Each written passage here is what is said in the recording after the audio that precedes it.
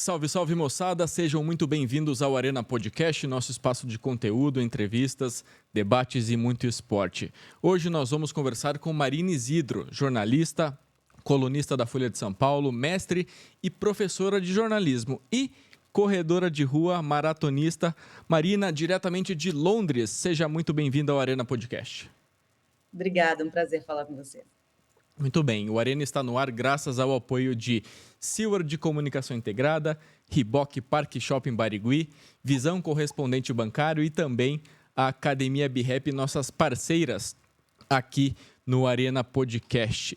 Marina, vamos conversar sobre esporte, jornalismo, futebol inglês, corrida de rua e tantos outros assuntos aqui no Arena, mas conta pra gente por que jornalismo, você sempre quis o jornalismo esportivo? Olha, eu quis ser jornalista desde que eu era adolescente, assim, quando eu era criança eu queria ser veterinária, né? Porque eu sempre gostei muito de bicho, cachorro, de cuidar dos animais. E aí fui descobrindo o jornalismo naturalmente. Ninguém na minha família era jornalista. Meu pai é médico, minha mãe é advogada, não tinha jornalista na família, mas eu sempre fui muito interessada em história, português, eu era de humanas, assim, da área de humanas, e me interessava em conhecer histórias das pessoas, gostava muito de ver televisão, de ler jornal, sempre li jornal em casa, a gente sempre teve assinatura de jornal em casa, ouvia rádio de manhã, então a comunicação sempre foi muito presente na minha vida, né? Graças aos meus pais e depois pelo meu interesse próprio. E aí decidi fazer jornalismo. Fiz jornalismo na PUC-Rio, me formei e não sempre ao mesmo tempo também sempre pratiquei esportes a vida inteira, então sempre gostei muito de praticar esporte, desde bebê fiz de tudo um pouco, mas não foquei assim na hora no jornalismo esportivo. Engraçado, eu gostava muito da parte de Inter. Então eu achava que eu ia ser uma jornalista trabalhar com Inter. Depois as coisas acabaram se cruzando, né, naturalmente. Mas trabalhar com esporte acabou que foi uma coincidência, assim. Eu me formei, fui trabalhar numa produtora de TV que fazia programas esportivos para o Sport TV e para a TV Globo. E aí eu trabalhei com eles 3 anos e já foi meu primeiro emprego, assim, trabalhar com jornalismo e esporte. E daí foi. E você sempre teve sonho de ser uma correspondente internacional ou isso apareceu ao longo ali da sua carreira, do início da sua carreira no jornalismo? Não, foi acontecendo também, naturalmente. Porque eu acho que quando você começa no jornalismo, eu não sei, eu nem sonhava tão alto assim, sabe? Eu sabia que eu gostava de jornalismo, eu gostava de esportes, eu gostava de assuntos internacionais. Então, foi acontecendo naturalmente, né? Eu entrei, comecei a trabalhar nessa produtora durante os primeiros 3 anos da minha carreira. E aí depois trabalhei na época nos Jogos Pan-Americanos do Rio, em 2007, foi a minha primeira cobertura de evento, assim, eu trabalhava no comitê organizador. E aí comecei a conhecer esse mundo dos grandes eventos esportivos, conhecer pessoas, né, estrangeiras que começaram a me levar para trabalhar nesses eventos esportivos. Então, trabalhei na Copa do Mundo de Rugby em 2007, foi meu primeiro grande evento internacional. E aí, no ano seguinte, entrei no Sport TV e fiquei lá durante muitos anos. Saí durante um ano para vir aqui para Londres fazer um mestrado em jornalismo esportivo, porque eu quis me especializar e também queria estar aqui. Sempre gostei muito de Jogos Olímpicos, então queria estar aqui para ver a cidade se transformando, porque Londres ia sediar os Jogos Olímpicos em 2012. Depois voltei para o Brasil, voltei para a TV e me tornei repórter. Em 2017, vim aqui para Londres como correspondente já, então do Sport TV e da TV Globo, onde fiquei até 2020. Então foi uma coisa que foi acontecendo naturalmente. Eu acho que foi uma mistura do meu interesse também com as oportunidades que foram aparecendo. Quem acompanha um correspondente internacional, principalmente nas grandes cidades da Europa, acha que é só glamour, principalmente no jornalismo esportivo. Queria ouvir de você qual que é a função de um correspondente internacional e qual é a principal missão de um repórter. Eu acredito que seja olhar, passar ao telespectador o que está acontecendo aí no país, seja na política, no esporte, na cultura. É por aí, né, Marina? Sim, também. E em primeiro lugar, não é só glamour, não. Tem muito pelo contrário, assim, você fala, nossa, você conhece tantos países viajando a trabalho? Conheço, mas muitos são o aeroporto, o hotel, o Uhum. lugar da competição e acabou, porque você está ali meio que seguindo a competição, né?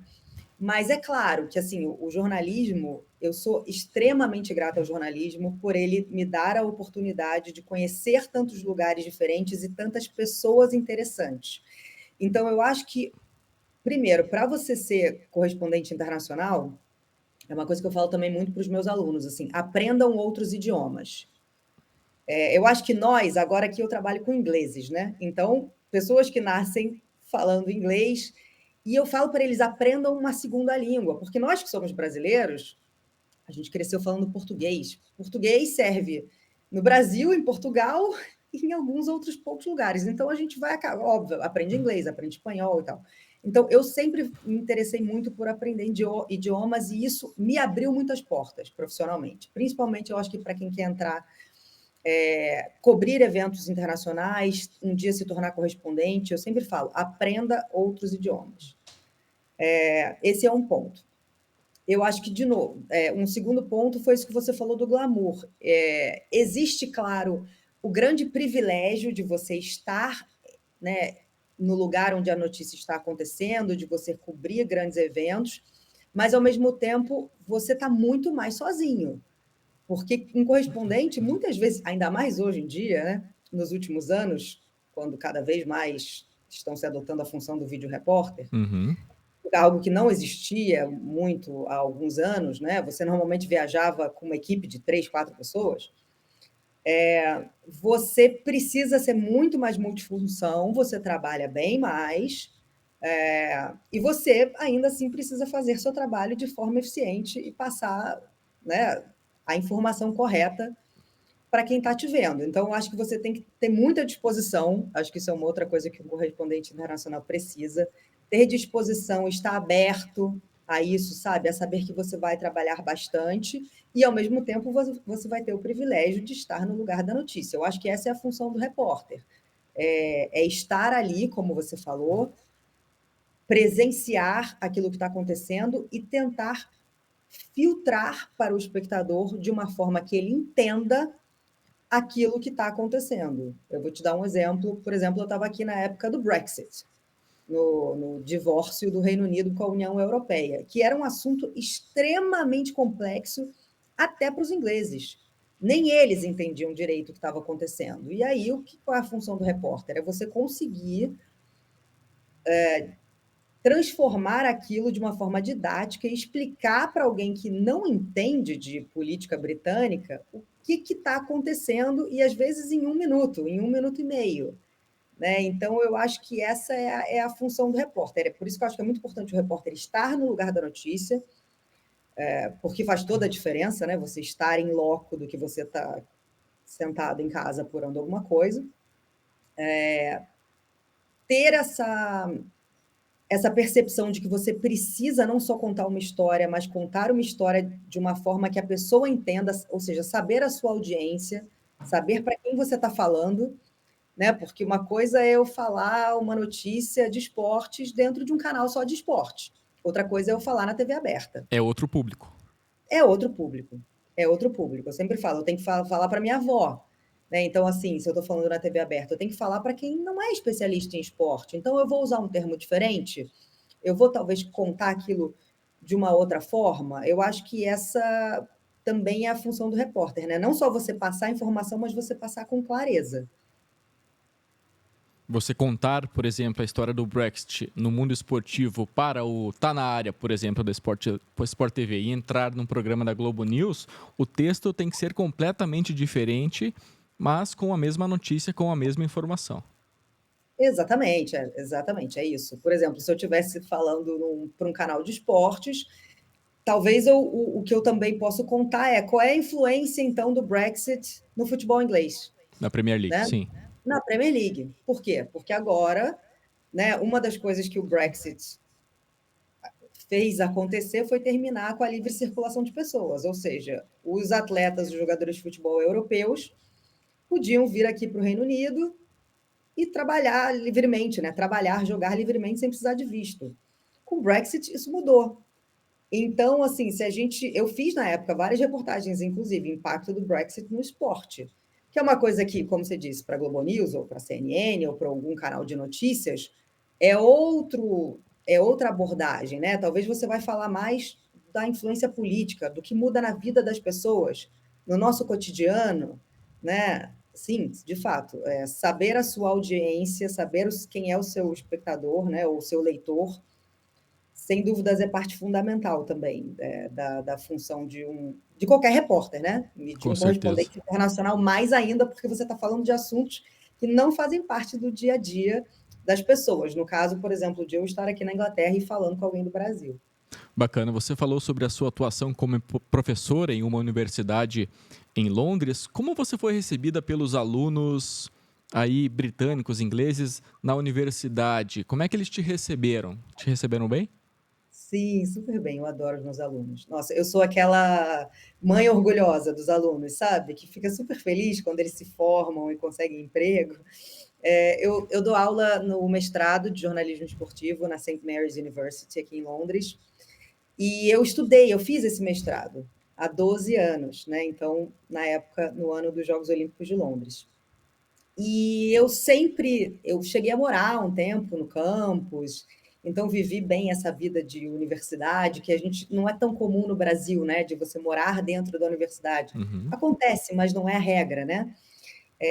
Então eu fiz isso aqui na época do mestrado e às vezes voltava em Londres e ia falar com os alunos. Eu sempre gostei de conversar com os alunos, sabe? E aí, quando eu estava morando aqui em Londres, o diretor do curso, que foi meu professor, sabia também, a gente sempre manteve contato, ele falou assim, você não quer vir aqui dar aula? Porque eles também estavam atrás de pessoas que estão no mercado, né? Então, justamente para passar para os alunos essa experiência de como é, de fato, cobrir um grande evento, cobrir Copa do Mundo, cobrir Jogos Olímpicos, quais são as técnicas que você tem que usar na hora de fazer uma entrevista ao vivo, se você quer estar no vídeo, como é que você tem que se portar, como você tem que falar, como dar entonação nas palavras. Então, assim, é uma disciplina muito prática, né?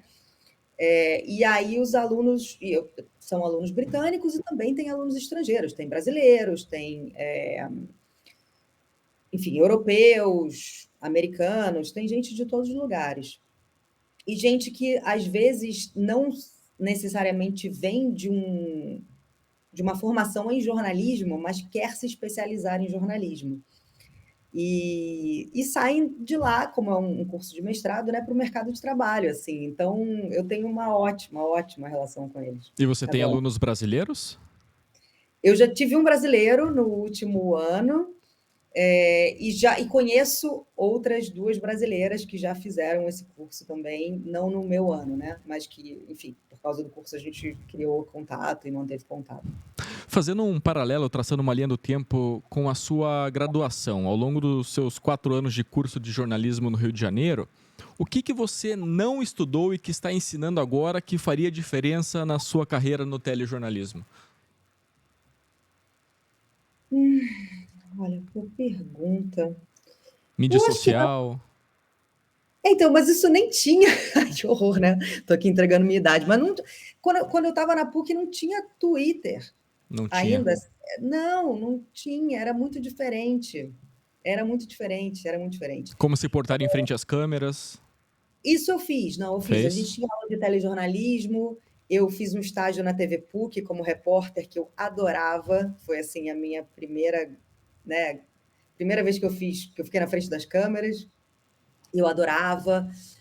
Mas eu acho que o jornalismo, a faculdade, né, é muito importante você estudar para você pegar a base de muita coisa. E aí você sai na prática, e aí você aprende na prática, né? Coisas que você aprendeu na teoria e um pouco de prática na faculdade. Eu acho que no caso, hoje em dia, do mestrado é um pouco parecido, sendo que, como é já um curso de mestrado, eles aprendem muita coisa na Uhum. prática, para já sair para o mercado de trabalho.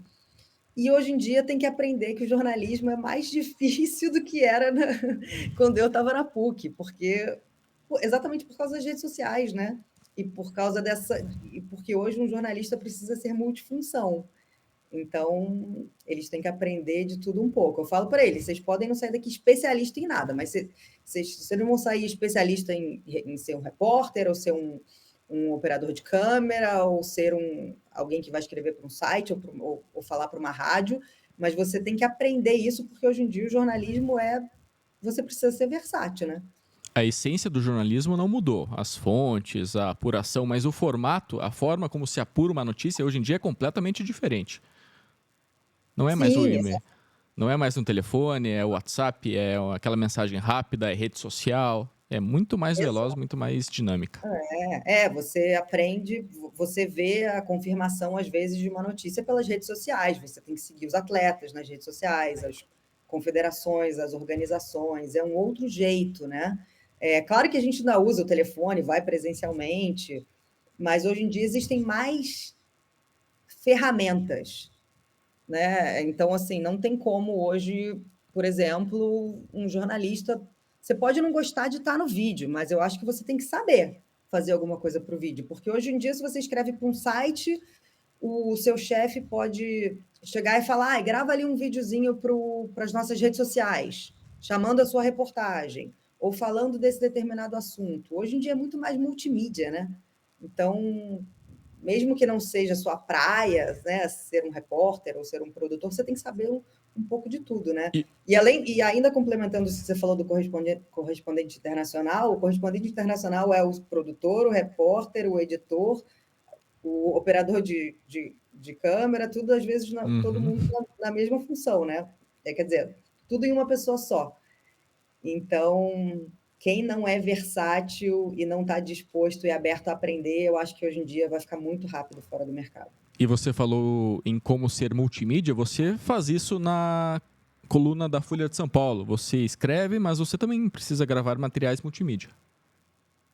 Para a Folha nem tanto, Nem mas o tanto? que eu faço, por exemplo? O que eu faço? Eu escrevo a coluna da Folha, tem uma coluna de esportes toda semana na Folha de São Paulo, e às vezes também escrevo reportagens para eles, tanto para a editoria de esportes, editoria de Inter, né? Mas aí eu, claro, divulgo esse conteúdo nas minhas redes sociais. Então, às vezes, eu faço um vídeo, por exemplo, no meu Instagram, falando do assunto que está na coluna da semana. E, por exemplo, aí a própria Folha pega a coluna e coloca no X. X. No X. X. Sim. No X. E aí você vai lá e retuita. Então, de novo, é multimídia hoje em dia, né? Não tem como fugir. É o chamado cross-mídia hoje em dia, que você cruza as mídias sociais. Abrindo um Exato. parênteses aqui, sou assinante da Folha, leio a sua coluna e outras também colunas da Folha, então sou o seu leitor semanal aqui de Oba, Curitiba. muito bom. Vamos falar sobre as coberturas esportivas, Marina. Foram diversos Jogos Olímpicos, Copas do Mundo, Mundial de Atletismo e também maratonas. Conta um pouco pra gente sobre a sua vida ao longo desses anos em Londres e essas coberturas. Como é que foi essa sua experiência em Jogos Olímpicos, por exemplo? Jogos Olímpicos eu preciso dizer que são assim, os Jogos Olímpicos foram aquela mosquinha que me mordeu ali, que já era. Eu me apaixonei e eu digo que eu quero cobrir Jogos Olímpicos até o dia que eu me aposentar. Então, a minha primeira cobertura foi em Pequim, em 2008. Eu cobri 6 Jogos Olímpicos, né? 4 de verão e 2 de inverno. E vou para a minha 7ª cobertura em Paris. Eu acho que é muito especial cobrir Jogos Olímpicos, porque o esporte em geral, né, ele ensina tanta coisa para gente. Eu aprendo todos os dias cobrindo esportes e conhecendo e entrevistando atletas, porque eu tenho uma imensa admiração pelo esforço, pela dedicação que eles fazem, pela disciplina que eles têm, sabe?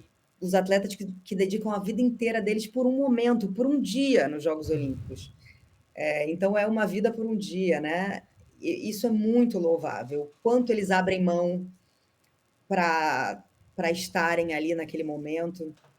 Então, eu acho que, de novo, a minha carreira, o jornalismo, me deu um grande privilégio, que é poder estar nesses grandes eventos. Então, já cobri 6 Jogos Olímpicos, 2 Copas do Mundo, masculina e feminina, 2 Eurocopas, masculina e feminina, torneios de tênis, né? Wimbledon, ATP Finals, mundiais de atletismo, vôlei, canoagem. Eu até me esqueço, mas, assim, a Liga dos Campeões, muitos jogos de futebol, né? No Brasil, Sim. aqui, seleção brasileira, enfim.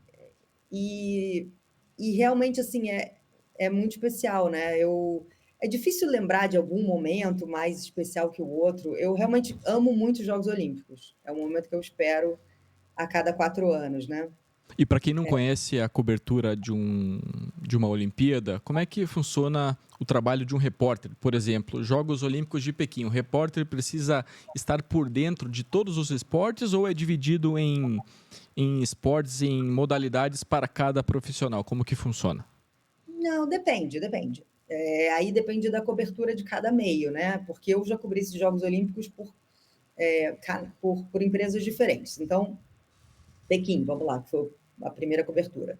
Eu era repórter para o comitê organizador, então eu fazia o conteúdo que ia para o site oficial, para todos os jornalistas do mundo inteiro, e aí eu estava no vôlei de praia, nos Jogos Olímpicos, só naquele esporte, e na natação nos Jogos Paralímpicos. No caso, por exemplo, do Rio, em 2016, que aí eu estava pelo Sport TV, eu estava fazendo judô e depois fui fazer outros esportes, e também nos Jogos Paralímpicos. Então, depende da cobertura do meio de comunicação para quem você está trabalhando. Pode ser que ele te coloque para cobrir os brasileiros nos Jogos Olímpicos. Então, cada dia você vai estar em um esporte diferente, dependendo da importância, né, daquele evento no dia. Ou, se você tem muitos repórteres, muitos profissionais, você pode espalhá-los por diferentes esportes. De novo, conhecendo a sua audiência, né? Então, o que que é? Está fazendo para o Brasil? Possivelmente. Uhum. A ideia, eu acho que sempre foi contar boas histórias, ou seja, mostrar os grandes astros dos jogos internacionais e cobrir os brasileiros. Mas varia, né? Curling, por exemplo. Já cobriu curling? Já cobriu pentatlo moderno? Pentatlo moderno, já. Já. No- Moderno, já. Adorei. O pentatlo moderno já cobri nos Jogos Pan-Americanos de Toronto, em 2015. A prova da Yane Marques. Foi muito legal. Acho muito interessante o pentatlo moderno. Curling, eu nunca cobri curling. Eu já cobri a Olimpíada de Inverno, 2, né, em Pyeongchang, pelo Sport TV e pela Globo, e Pequim, em 2022, pela emissora oficial, né, de transmissão. Mas não fui no curling. E engraçado que curling é um sucesso, né? É um É um sucesso sucesso. de evento. Eu gosto de assistir o esporte da chaleira. Pois é, todo mundo gosta. Eu, assim, eu honestamente, é legal, mas eu acho mais legal, por exemplo, esqui, snowboard, sabe? Esportes mais radicais, assim. Mas eu vejo que o curling realmente é um sucesso. É Impressionante. curioso. A vassourinha. A vassourinha. E na Liga dos Campeões, Marina, teve algum jogo marcante, alguma final marcante na sua carreira? Então, quando eu vim para cá em 2017, eu cobri alguns jogos da Liga dos Campeões. E foi aí que eu me tornei fã do Liverpool. Porque era aquela época que o Klopp estava ainda um pouco no início, né? E o Liverpool jogava aquele futebol rock and roll que se falava e era muito Uhum. emocionante de ver. E eu cobri alguns jogos em Anfield, inclusive Liga dos Campeões, e aí eu achei muito inesquecível, assim. Eu acho que esse foi um jogo marcante do Liverpool. Agora eu não me lembro se eram quartas de final ou semifinal. Que eu fiquei assim extasiada, sabe, de ver realmente o canto da torcida e o quanto a cidade se envolve com o futebol. Esse foi um momento bem inesquecível para mim, assim, foi muito legal. Qual que é a atmosfera no Anfield? É incrível, Incrível. é incrível, é incrível. É realmente. E já começa antes, né? Porque aqui, quando você vai num jogo de futebol aqui na Inglaterra, é toda a experiência que conta, né? Então você chega lá de metrô, de trem, sempre de transporte público, as pessoas já estão saindo da estação, todo mundo às vezes cantando, e aí na porta do estádio eles colocam às vezes uma banda que está fazendo show, ou você vê aquelas barraquinhas vendendo cachecol, Fish and né? Aqueles chips. cachecóis artesanais, fish and chips, hambúrguer, pizza, o que seja, então já tem aquele burburinho ali antes. Como tudo aqui tem lugar marcado e é extremamente organizado, não tem correria nenhuma para entrar. Então você pode curtir ali do lado de fora, e aí você entra, se quiser, toma uma cerveja ali dentro antes também, e depois vai para o seu assento, tudo muito certinho, sem problema nenhum. E em Anfield é realmente uma atmosfera incrível. Aquilo que você vê na televisão é amplificado 100 vezes, sabe? Aquele canto do You'll Never Walk Alone, né, que é o da torcida do Liverpool, e é muito legal, realmente. Na Inglaterra, eu frequentei 2 estádios: o estádio do City, o Etihad Stadium, e o estádio do Manchester United, o Old Trafford. Eu acredito que a atmosfera seja completamente diferente do estádio do Liverpool, porque a torcida do United e a do City são completamente geladas. Um jogo de Wimbledon é mais quente, é mais fervoroso do que nesses 2 estádios, na minha visão, pelo menos. Eu fui recentemente num jogo do City. Existe essa. Os torcedores rivais até brincam, né? Falam que o City não tem. Os torcedores não têm alma, né? Uhum. Enfim. Eu acho realmente a atmosfera em Anfield única. Preciso dizer, assim, foi o estádio mais legal que eu já fui, sem dúvidas. Estádios em Londres, por exemplo, estádio do Crystal Palace, do Fulham, do West Ham, são torcidas mais animadas do que as da cidade de Manchester. Você achou? Eu acredito que sim, vendo na televisão. Eu não frequentei, mas vendo na televisão. Até porque também a gente está falando de times muito tradicionais, né? Com uma torcida super tradicional. O jogo no Emirates também é muito legal, do Arsenal.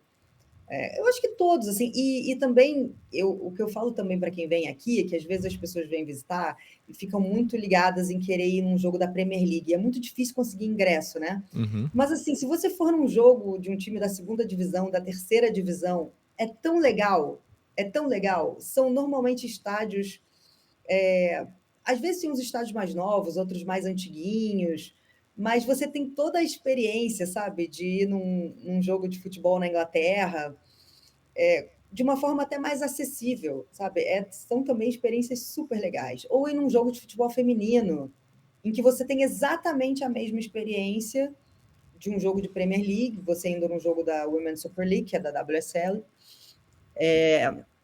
e de um jeito, e é muito mais acessível, os ingressos são muito mais baratos, você consegue comprar em cima da hora, e você às vezes consegue em jogos em estádios grandes, sabe? Então acho que às vezes também todo mundo fica muito só querendo ir na Premier League, mas é mais difícil, né? Mais difícil e mais caro, então talvez ficar um pouco mais aberto a esses outros jogos também. Isso é muito legal. O estádio do Luton Town, por exemplo, é curiosíssimo. Pois é, você passa por debaixo Das da casa das residências, sim. pessoas, exatamente. O Luton foi uma sensação aí dessa temporada, né? Porque subiu para a Premier League, recebeu, reformou o estádio, mas é isso, é suco de Inglaterra, né? Sim. Já que você falou sobre futebol feminino, Marina, como que a Inglaterra se tornou uma potência no futebol feminino? Com muito investimento e insistência, né? E você sabe que o Brasil tem a ver com esse crescimento do Por futebol quê? feminino na Inglaterra, porque foi nos Jogos Olímpicos de Londres, teve um Brasil e Inglaterra aqui, né, no futebol feminino. A Inglaterra ganhou em Wembley e o estádio ficou lotado, o clima era incrível. E aí os investidores, os patrocinadores, as ligas começaram a prestar atenção, falaram: acho que isso pode ser um bom negócio. E aí, durante anos, começaram a investir no futebol feminino, investir na liga, né? Ou seja, profissionalizaram a liga, o campeonato, a primeira divisão do futebol inglês no feminino, que se tornou aí a Women's Super League, né? Que é a WSL, Quase todas, eu acho, as jogadoras da seleção inglesa hoje em dia jogam na Inglaterra, então isso acabou também fortalecendo a seleção nacional da Inglaterra. Houve muito investimento da FA, da Federação de Futebol da Inglaterra. E aí, ou seja, a partir do momento que todo mundo percebeu, claro, que isso não era um ótimo negócio, vieram patrocínio, exposição na TV, os jogos começaram a passar ao vivo na TV, você atrai público, então se você vai num jogo de futebol feminino hoje, você vê muita família, muita menina, muita criança, meninos, gente de todas as idades, é um clima muito legal. E aí, claro, veio a cereja do bolo, que foram títulos, né? Então você transformou a seleção da Inglaterra, né, numa seleção campeã, que venceu a Eurocopa e ganhou um título, né, que, por exemplo, quando a gente pensa em futebol de seleções na Inglaterra, a seleção feminina hoje é mais bem sucedida do que a masculina, né? Porque conquistou a Eurocopa recentemente, enquanto a seleção masculina só conquistou a Copa do Mundo em 1966, ou seja, já faz muito tempo. Então, o futebol feminino hoje na Inglaterra é uma referência mundial. Elas chegaram à final, né, da Copa do Mundo ano passado na Austrália, foram campeãs da Euro, e viraram referência mundial, mas com muito investimento e persistência. Acho que é. Eu li um texto seu no site da BBC, me corrija se eu estiver errado. O investimento local, o investimento nas bases foram fundamentais para que o patamar do futebol inglês feminino chegasse a esse ponto. Faz sentido? Faz sentido, claro, porque para você precisa investir na base para você criar uma nova geração de talentos, né? Porque tudo começa na base, né? Então tudo começa, assim como no esporte amador, né? Para você ter uma geração boa de atletas, você precisa começar a treinar a base. Então isso aconteceu aqui também. E hoje, por exemplo, é muito comum, é tão comum ver menina jogando futebol aqui. Você vai nos parques, tem time só de menina. Eu acho super legal, porque é uma coisa que há anos, uma coisa que eu ainda não vejo de uma forma tão comum no Brasil. Uhum. Existe, né? Mas eu acho que ainda está crescendo, né? É algo em crescimento. E aqui já é muito comum.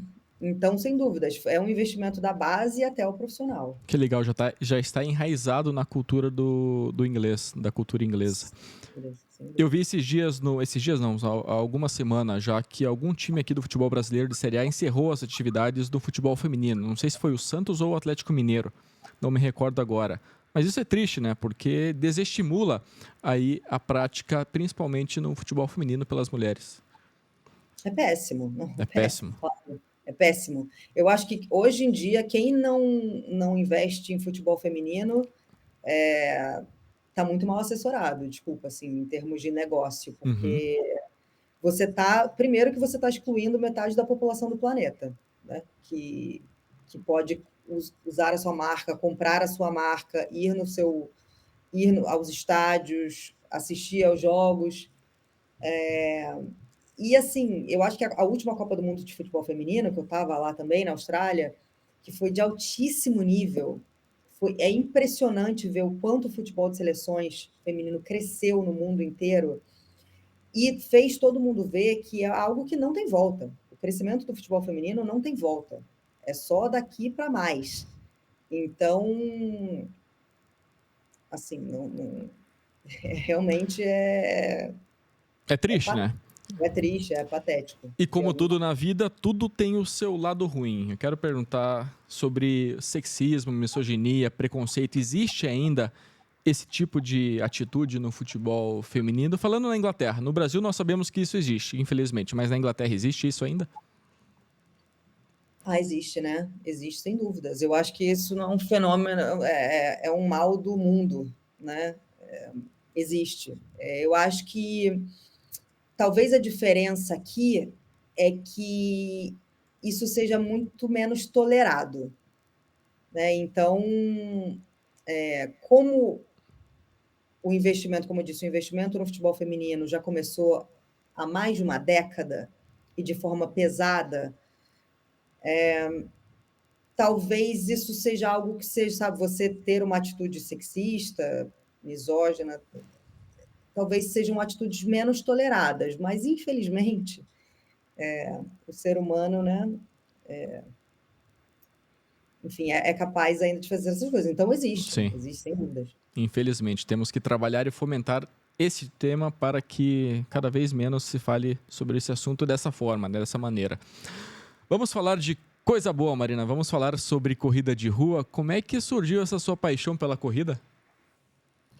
Então, eu sempre pratiquei muito esporte, né? Desde bebê, criança, enfim, natação, vôlei, ginástica rítmica, enfim, tudo que você possa imaginar. E aí, mas a corrida, ela apareceu na minha vida de uma forma mais, digamos, definitiva depois que eu virei jornalista.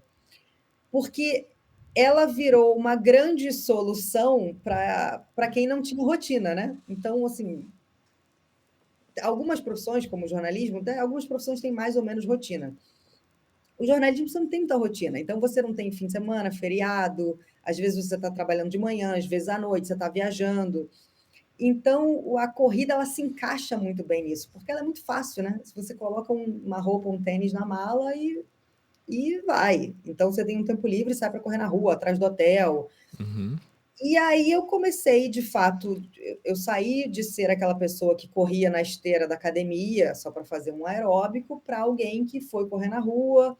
E aí eu entrei numa assessoria de corrida, comecei a fazer amigos ali, me inscrevi numa prova.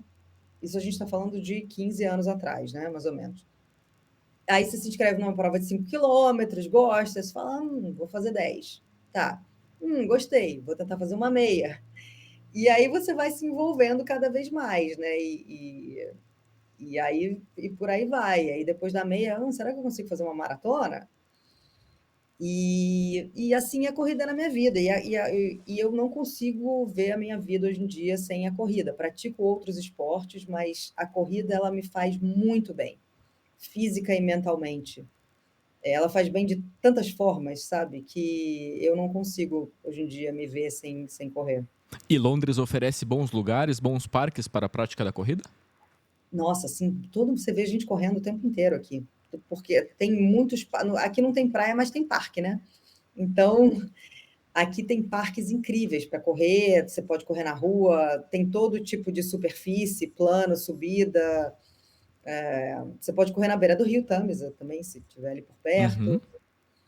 Muita gente corre aqui. Aqui existe uma cultura muito forte, eu acho, de corrida, de ciclismo, de exercícios ao ar livre, apesar de ser um país frio, né?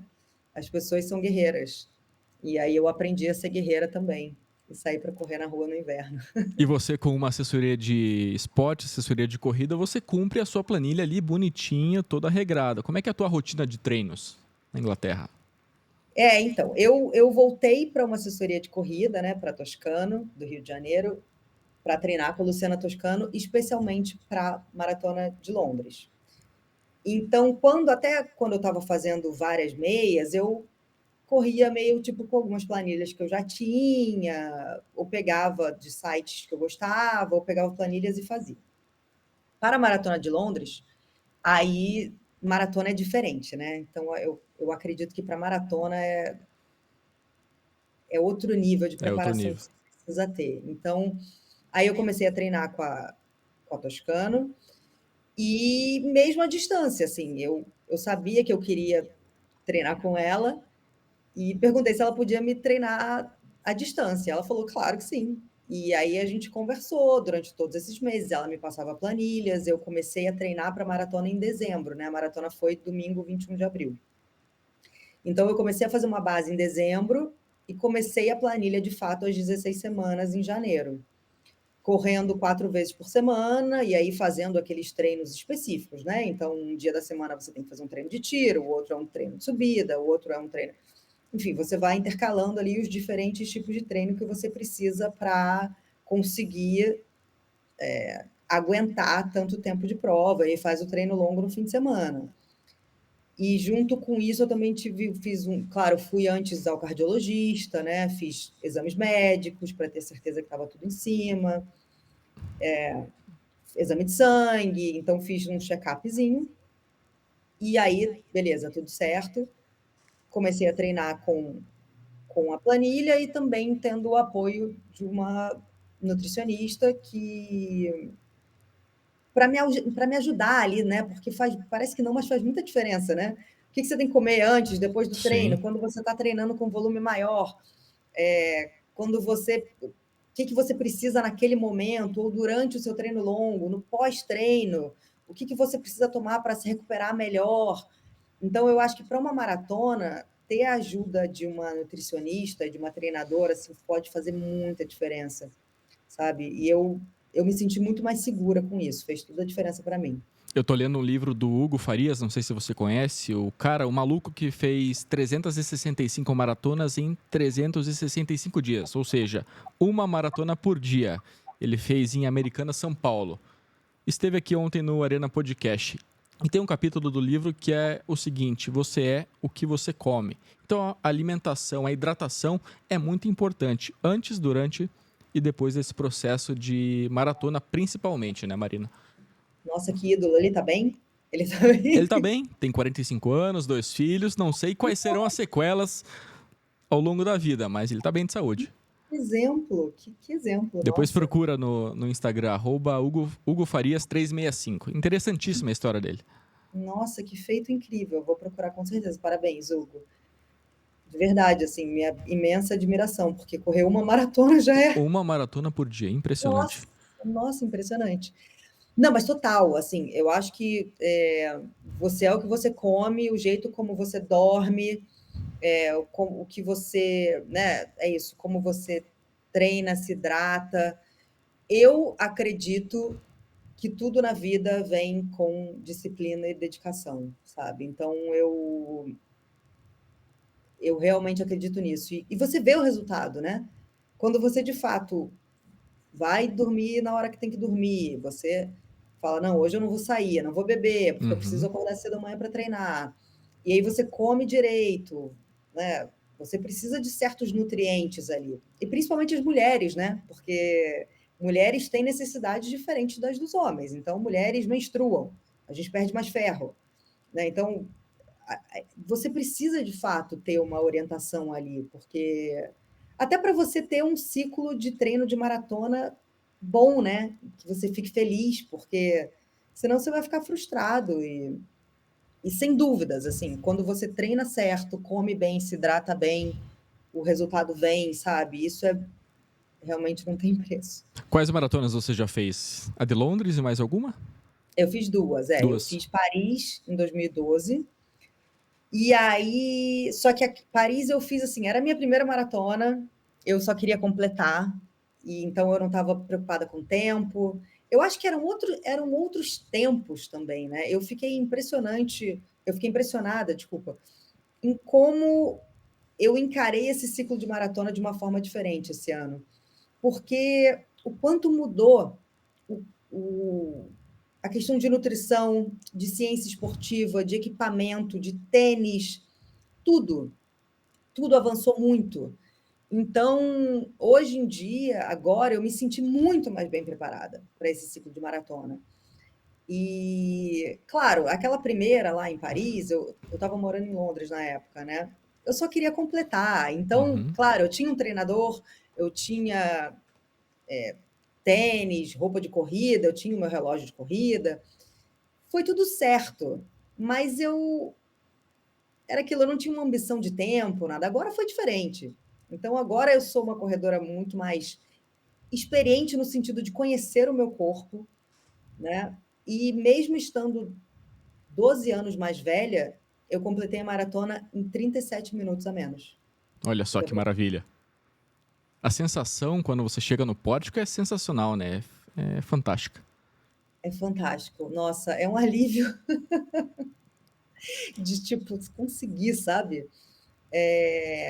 E é isso, eu acho que, como eu disse, eu sei muito mais hoje em dia sobre corrida, sobre o meu corpo, e existem muito mais elementos à nossa disposição, né? Para a gente aprender e tanto da parte de nutrição, né? Como de equipamento esportivo, de treinamento. Nossa, o meu relógio hoje em dia ele sabe mais da minha vida do que eu, Uhum. né? Ele mede tantas coisas aqui, e antigamente não tinha tanto isso, né? O pace Então, não era tão importante, né? As pessoas não se ligavam, as amadoras, por exemplo, não se ligavam muito nisso. eu pelo menos não, né? Assim, porque, de novo, eu estava começando na corrida e eu queria completar uma maratona, eu queria ter essa satisfação. E eu tive, das duas vezes, eu tive satisfações iguais, porque eu acho que o simples fato de você completar uma maratona já é um enorme motivo de É orgulho, um né? feito, sim. É um feito, porque tem tanta coisa que pode dar errado nos meses de treino, no dia da prova, né? É realmente assim, dá uma sensação, você fica com uma sensação de que você pode tudo, né? É a Assim, cereja do bolo, a maratona, né? Onde tudo pode acontecer. é a cereja do bolo, é o que disse a minha treinadora no dia da prova para mim, falou, vai lá e pega a cereja do bolo. E tem um termo que eu aprendi aqui na Inglaterra, que eu adoro, que diz que o dia da prova é a sua victory lap, ou seja, é a sua volta olímpica, né? É o momento de você ir lá celebrar o esforço que você fez nos últimos meses, porque se você chegou até o dia da prova, nossa, só isso já é um grande feito, né? Você chegou saudável, sem se machucar, passou pelos treinamentos, fez os seus longos, você se comprometeu, abriu mão de tanta coisa para estar ali, então vai lá e aproveita, sabe? Celebra isso que você conquistou. Eu achei um ótimo jeito de encarar, sabe, o dia da Uhum. minha maratona, assim, com essa atitude positiva, porque você vai sofrer, né? Em algum determinado momento da prova você vai sofrer. E o processo até a prova-alvo é duro, é pesado. É pesado. Nem se você vai ter dias muito bons, dias muito ruins. Eu lembro durante o inverno, aqui eu acordava, estava escuro, 5 da manhã, eu saía para correr, -5 graus. Falava, meu Deus do O que eu céu, tô como é fazendo? que eu estou fazendo aqui? Por quê? Mas eu pensava, eu vou lembrar disso. Eu vou lembrar disso no dia da prova. E eu acho que no dia da prova você precisa também fazer, sabe, puxar na memória tudo pelo que você passou, porque é isso que vai te segurar Uhum. quando você estiver sofrendo nos quilômetros finais, quando a sua cabeça estiver querendo te boicotar, né? Então é isso que você precisa lembrar, né, do que você passou. É sobre isso que eu ia te perguntar. Recentemente, você e Nathalie Gedra publicaram um vídeo sobre corrida, curiosidades sobre corrida, e falaram sobre o tal do muro, que aparece ali no quilômetro 30, 35. Como é que você lida com a parte mental e que muro é esse que aparece lá na segunda parte da prova? Eu e a Nathalie somos muito amigas, né? Aqui duas jornalistas que correm muito amigas e a gente fez esses dois vídeos que estão lá no nosso Instagram, um sobre corrida em geral e um segundo sobre maratona. O tal do muro, que todo mundo fala, é aquele momento na prova, em uma maratona, né? Em geral, em que sua energia acaba, basicamente. Em que parece que você está tão sem energia ou que a sua cabeça está tão ruim que você pensa, não vou conseguir seguir adiante. Normalmente, né, em geral, se fala que o muro pode chegar depois do quilômetro 32, porque, de novo, em linhas gerais não é uma regra, mas eu não sei se todo mundo sabe que você não corre os 42 quilômetros de uma maratona nos treinos. Você não precisa correr toda a distância de uma maratona nos treinos. Normalmente você corre ali uns 32 quilômetros, um pouco mais, um pouco menos. Então, depois dessa distância mais longa que você correu nos treinos, você entra num desconhecido, né? Porque você só vai correr a distância total na prova. Então, normalmente é quando pode aparecer o muro, né? Que é também quando, claro, você já está mais cansado. E é por isso também que você precisa pensar muito bem na estratégia de nutrição e de hidratação, porque normalmente é quando também o seu corpo ele está sem energia. Você não ingeriu carboidrato suficiente ou perdeu líquido demais, também é uma coisa fisiológica, né? E mental. Mas o muro, às vezes, pode aparecer em vários momentos da prova. Pode aparecer no quilômetro 20 e poucos, pode não aparecer, né? E você precisa saber que ele existe. E é isso, e é para isso também que servem os seus treinos longos ao longo do seu ciclo de maratona, porque você vai lidar com dificuldades e você aprende a lidar com elas e a resolvê-las na sua cabeça. Então, eu acho que no caso de uma maratona, você precisa treinar a sua mente, tanto quanto o seu corpo, porque no final é só mental. O seu corpo já desistiu, tá tudo na cabeça. É isso aí. E os ingleses respeitam o corredor de rua, os ciclistas? Existe aí uma espécie de etiqueta ali entre motorista e ciclista, motorista e corredor? Como que funciona?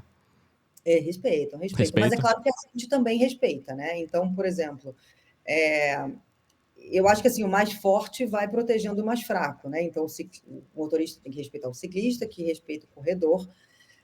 Aqui é uma cidade, Londres é uma cidade em que existem também muitas leis de trânsito em que a velocidade dos carros já não é tão alta, né? Então, já existe um limite de velocidade baixo, o que também irrita muitos motoristas, mas para os pedestres é bom, em boa parte da cidade. As faixas de trânsito, né, as faixas de pedestre aqui são imensamente respeitadas e as ciclovias também. Eu diria que, claro, tem um atrito ou outro, mas em geral, ciclistas e motoristas se respeitam. Os ciclistas também precisam observar todas as regras de trânsito, parar no sinal, andar na faixa deles. Então, já existe uma cultura aqui em torno disso. E no caso dos corredores,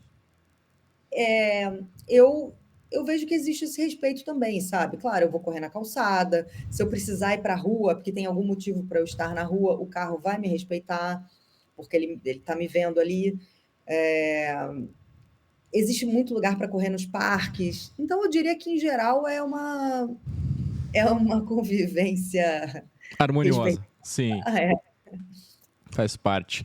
Nós estamos chegando na parte final do Arena Podcast. Eu ainda quero falar sobre futebol inglês com a Marina, mas antes quero agradecer os nossos apoiadores: a Visão Correspondente Bancário, a Seward de Comunicação Integrada, a Academia BRAP, um centro esportivo completo aqui em Curitiba, fica na Rua Bento Viana, 609, no bairro Água Verde, e a Riboc Parque Shopping Barigui, roupas e acessórios para atletas de academia, corredores de rua, triatletas, corredores de montanha.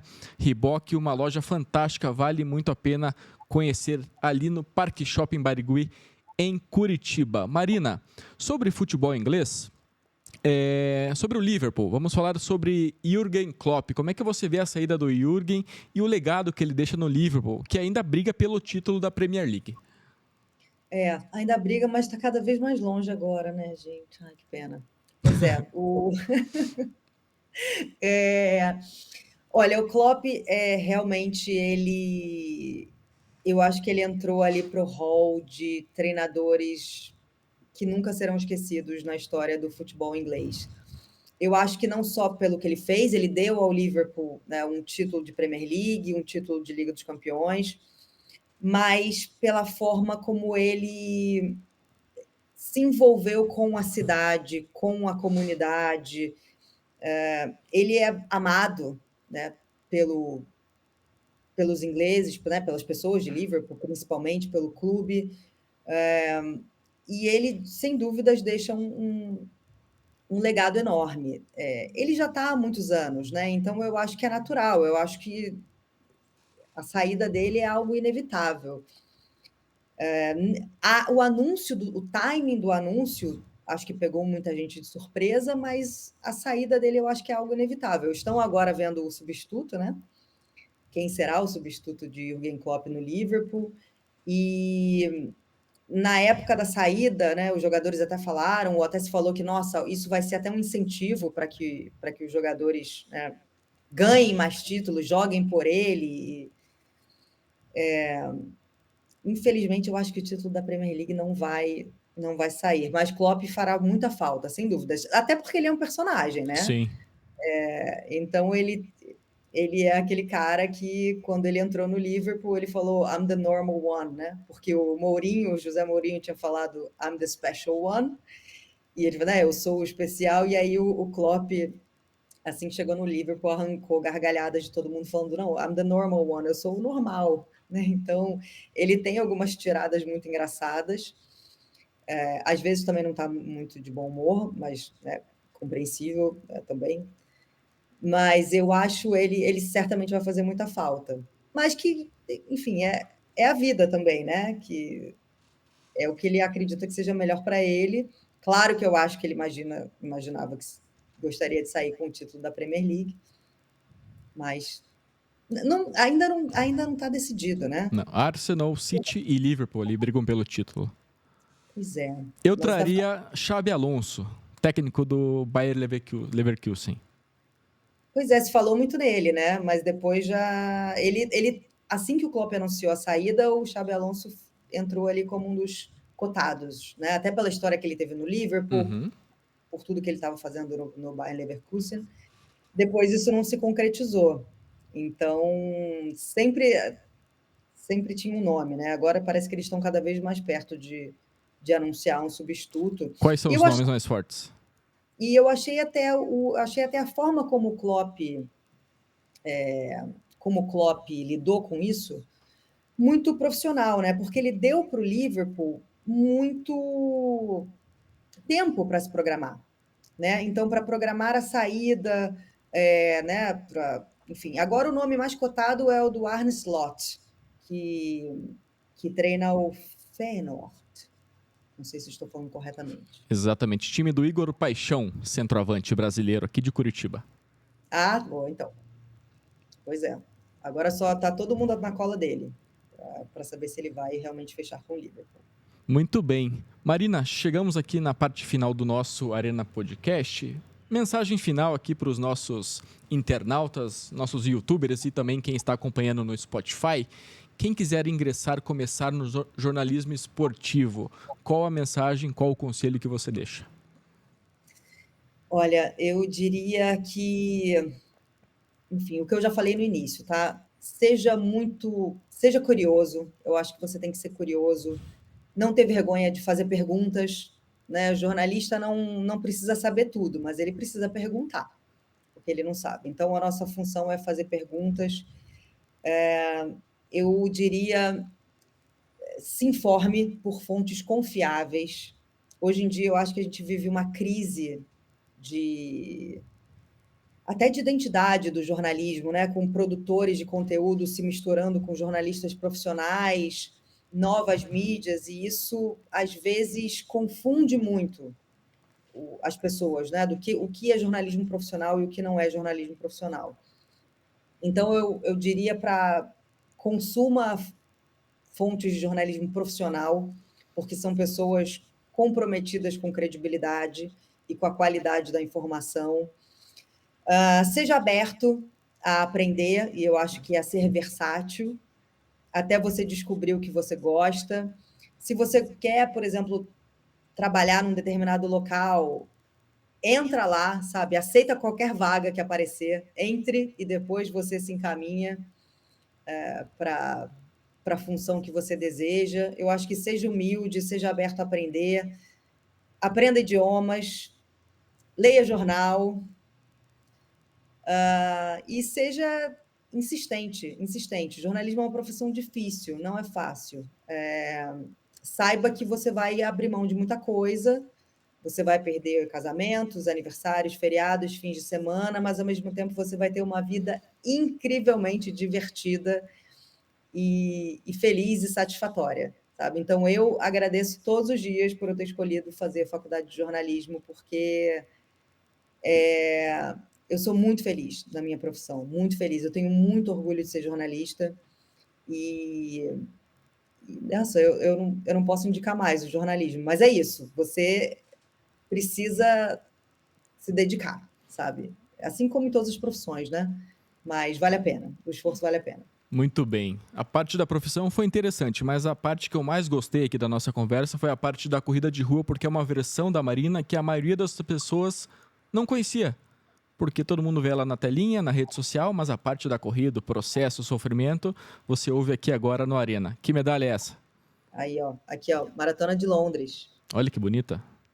Para quem está nos vendo, essa é a medalha da Maratona de Londres. Tem aqui, ó, todos os pontos da cidade por onde a gente passou. Aqui, Show de bola. Orgulho. Tem que pôr na moldura. Vou Vai pôr, pôr? junto com o meu número de peito. Vou fazer um quadro, colocar aqui. Muito bem. Marina, quem quiser acompanhar o seu trabalho na rede social, qual o seu arroba, o seu site e as suas mídias? Eu uso mais Instagram, né, para falar profissionalmente. E também estou no X. É arroba Marina underline Isidro. Isidro com Z.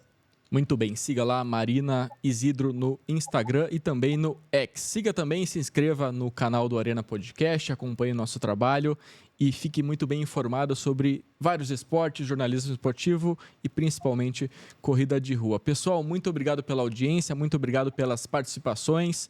Marina, muito obrigado diretamente de Londres, aqui Conexão Curitiba-Londres.